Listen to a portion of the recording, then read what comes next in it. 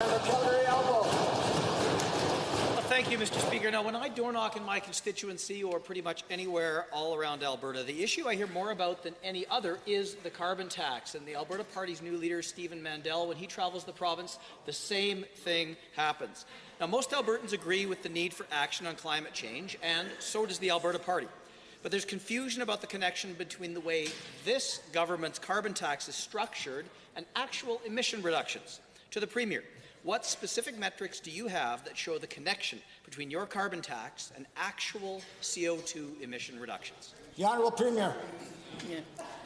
Thank you very much, Mr. Speaker. Well, what we have are the projections through our climate leadership plan, which show that we are likely to see reductions in emissions from business as usual at around 320 megatons to roughly 225 megatons by 2030, Mr. Speaker. That will happen through a number of different strategies. The implementation of a carbon tax or carbon levy, which of course is something that, that most experts believe brings about behavioral change that results in a reduction in emissions. That, combined with the additional incentives that we were applying to renewable energy and to innovation, is how... Thank you, Honourable Premier. Thank you. First supplemental. Thank you, Mr. Speaker. Now, unlike the official opposition, the Alberta Party believes that climate change is real, it is human-caused, and it is a problem that we must innovate our way out of. But having said that, the Albertans I talk with tell me they don't understand that connection between increasing their home, farm, and business heating bills and solving climate change. Again, to the Premier, what percentage reduction of natural gas demand for home heating, businesses, farms, and not-for-profits do you expect as a result of your carbon tax?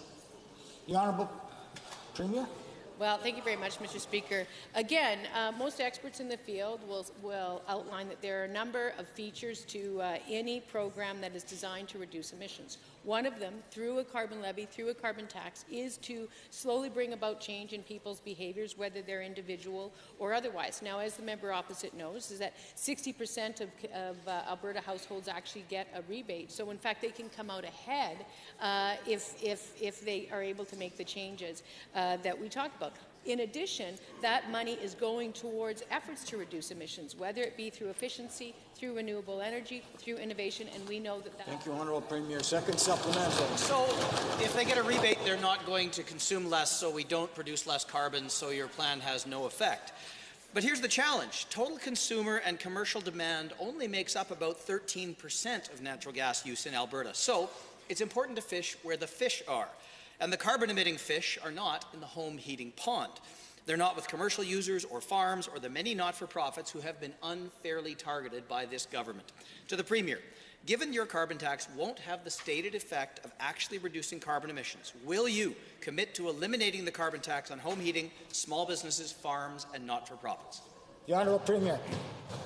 Thank you very much, Mr. Speaker. What I will commit to do is carrying on with the climate leadership plan that was developed in consultation with industry leaders, with communities, with Indigenous communities, with environmentalists, because as a whole, this package is designed to reduce emissions across the economy, across the full sector, Mr. Speaker. Some have more to contribute than others, Mr. Speaker, but it doesn't mean that everyone doesn't have something to contribute, Mr. Speaker. And we have implemented it in a way that supports families, supports communities, brings down emissions, and innovates, and actually ultimately generates more economic growth, Mr. Speaker. And we're proud.